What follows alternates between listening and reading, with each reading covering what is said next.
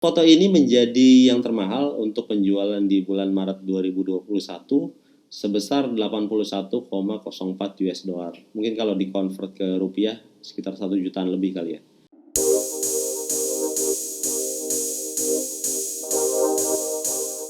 Assalamualaikum warahmatullahi wabarakatuh. Halo semuanya, balik lagi bareng gua Fajrul.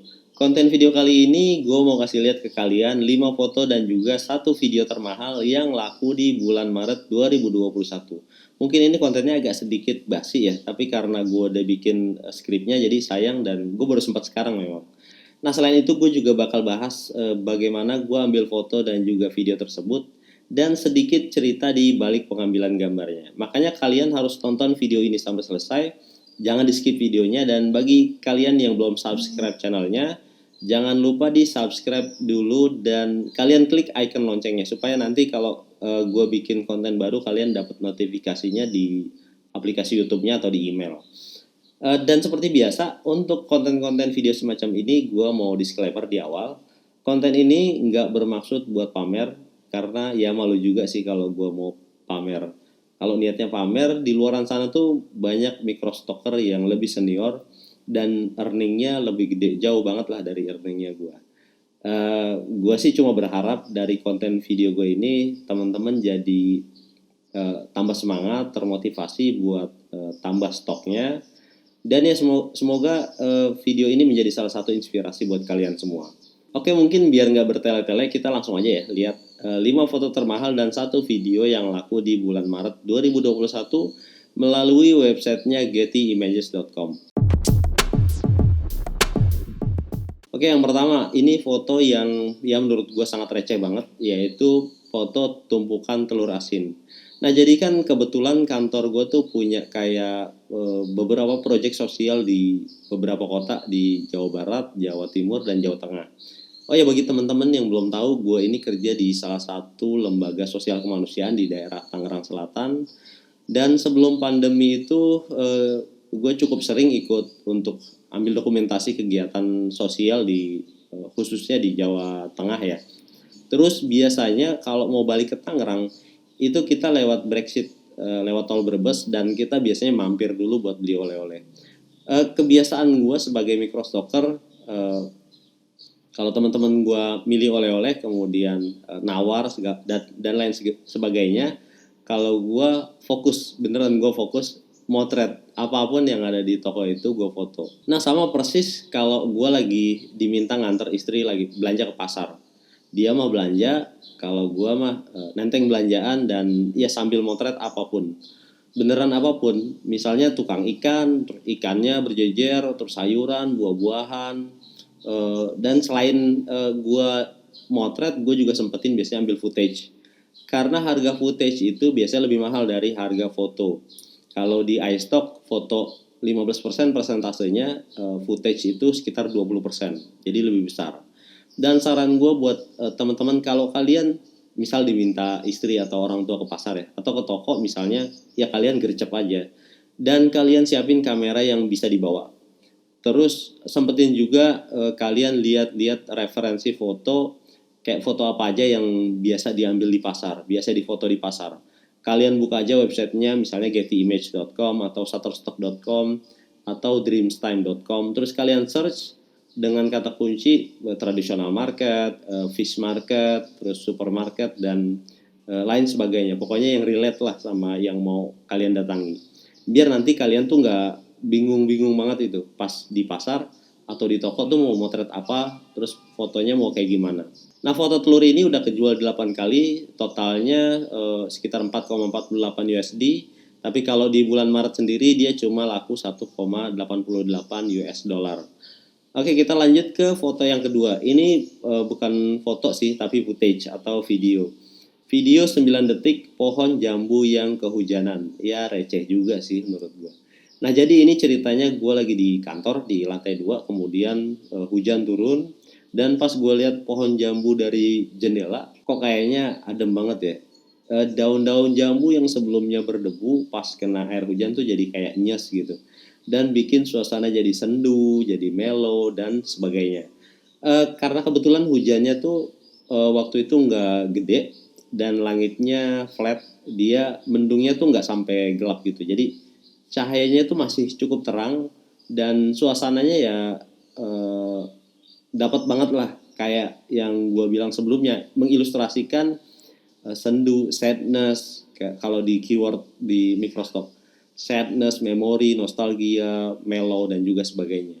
Nah, naluri sebagai microstalker ya apalagi selain mendokumentasikan apa yang kita lihat untuk kemudian nanti kita jual di internet. Ini gue ambil sekitar 9 footage, gue dapat 9 footage dari beberapa angle dan juga beberapa komposisi. Terus juga gue ambil ini nggak pakai tripod. Nah, ini sedikit trik buat teman-teman yang kalian ambil foto tapi nggak pakai tripod, entah nggak punya atau lupa bawa gitu. Biar hasilnya nggak goyang. Yang pertama, kalian bisa tahan napas. Ketika kalian merekam, kalian tahan napas. Terus lengan kalian tuh kalian kempit, dekatin ke dada gitu. Atau kalian bisa bersandar di benda-benda yang dia stabil. Nah, ini kalau pas gua ngambil footage ini, gua bersandar di jendelanya. Jadi tangan kalian tuh nggak tremor. Video ini baru kejual sekali, harganya 2,64 US dollar. Buat kalian yang belum tahu, durasi minimal untuk video yang bisa dijual di Microstock pada umumnya adalah 5 detik dan maksimalnya 60 detik atau 1 menit. Jadi saran gue kalau ambil footage itu nggak perlu lama-lama, durasinya nggak perlu lama-lama, tapi kalian ambil dari berbagai angle dan juga komposisi, biar nanti hasil footage-nya tuh kalian dapat banyak dan juga beragam. Jadi portofolio kalian di Microstock itu jadi lebih banyak. Oke, kita lanjut ke yang ketiga ya, yaitu ini foto gue sendiri atau self portrait ya. Foto ini gue bikin di awal-awal pandemi, awal-awal COVID masuk ke Indonesia sekitar bulan Maret atau Februari. Dan brief di Getty Image atau di iStock tuh cukup banyak ya permintaan tentang COVID ini. Nah, saat itu untuk keluar rumah atau motret di outdoor itu dan pakai model cukup riskan menurut gue pribadi. Tahun lalu awal-awal itu cukup parno juga sama si COVID ini ya. Jadi gue putusin untuk motret diri gue sendiri dengan tema COVID dan ya seputar COVID lah. Kemudian untuk menghasilkan foto ini gue pakai satu lampu studio merek Tronic dan juga 2 flash, flash Yungno sama flash Nikon SB800. Kalau Yungno gue lupa tipenya, serinya seri berapa. Terus kameranya gue pakai Sony A6000 entry level kali ya, pakai tripod dan juga pakai timer. Kalau backgroundnya ini gue pakai yang murah, bahan banner indoor, jenisnya Albatros ya jenis bahannya. Terus biasa post production itu diedit dikit lah sebelum kalian upload ke Getty Image. Oke, kita lanjut ke yang keempat. Ini sama juga sebenarnya tema dan juga waktu pemotretannya masih dengan tema COVID-19. Nah, gue sengaja pakai kemeja kerja untuk mengilustrasikan keadaan new normal, di mana orang masih bisa hidup normal. Dalam tanda kutip, orang bisa kerja di kantor, kuliah atau beraktivitas lainnya, tapi dengan tambahan penggunaan masker dan juga protokol kesehatan lainnya. Ada juga permintaan dari Getty itu misalnya orang lagi pakai hand sanitizer dan ya yang berhubungan dengan COVID lah. Terus satu lagi tambahan informasi dari 2 self portrait ini, gue sengaja kasih ruang kosong di sebelah kiri. Ini istilahnya kalau di Microstock ini namanya copy space. Jadi kita itu sebagai fotografer menyiapkan ruang kosong untuk nantinya diisi teks, bisa judul, quotes atau kata-kata lainnya oleh desainer grafis atau oleh orang yang membeli foto tersebut. Kalau di ilmu fotografinya ini gue pakai komposisi rule of third. Bisa kalian googling rule of third itu apa dan kayak gimana komposisinya. Nah, foto ini udah kejual 2 kali dengan total 8,22 US dollar. Kalau di bulan Maretnya dia kejual sebesar 7,47 US dollar. Oke, kita lanjut ke yang kelima, yaitu foto anak pertama gue ketika baru lahir. Ini masih di rumah sakit, masih merah ya. Niat awalnya sih ya tentu aja sebagai orang tua gue butuh dokumentasi keluarga. Tapi gue pikir-pikir lagi sayang juga sih kalau cuma gue simpan di hard disk atau di memori. Ya mungkin naluri microstalker kali ya, nggak boleh lihat foto nganggur di harddisk, yang penting upload aja dulu, urusan laku mah belakangan. Jadi banyakin portofolio aja dulu. Nah yang perlu kalian perhatikan ketika kalian motret di rumah sakit, motret bayi baru lahir atau motret orang yang lagi dirawat misalnya. Kalian yang pertama singkirkan dulu teks apapun yang ada di sekitar objek yang mau kalian foto.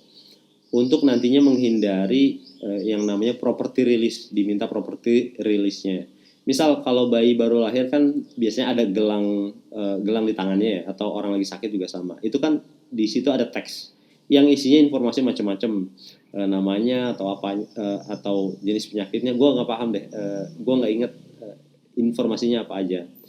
Terus misal kalian motret botol infus, nah di botolnya juga kan banyak teksnya tuh, ada merek obat, nama pasien dan macam-macamnya. Itu harus kalian eliminir. Caranya kalian bisa mencari sudut pengambilan gambar yang aman dari teks tersebut. Atau paling gampang biasanya gue kalau motret botol infus, gue balik aja teksnya biar nggak kelihatan. Atau kalau gelang pasien ya dicopot dulu aja. Jadi diakalin lah gimana caranya. Nah foto ini udah laku lumayan banyak, dibeli 6 kali dengan total 22,29 US dollar. Untuk bulan Maret sendiri dia laku 16,60 US dollar. Ya lumayan lah ya. Oke kita lanjut ke foto yang terakhir, yaitu foto gue lagi. Ya semoga kalian nggak bosan dan nggak muntah ya lihat foto gue yang ini. Untuk teknik dan juga alat pengambilan foto ini sama persis dengan foto yang tema COVID sebelumnya, hanya konsepnya aja yang gue bikin beda. Nah untuk mengasah skill ini tantangan sedikit untuk mengasah skill konsep foto kalian. Gue pengen tahu nih kira-kira kalau kalian lihat foto ini konsepnya apa sih, atau dia itu mengilustrasikan apa. Silakan kalian coba tulis di kolom komentar deh.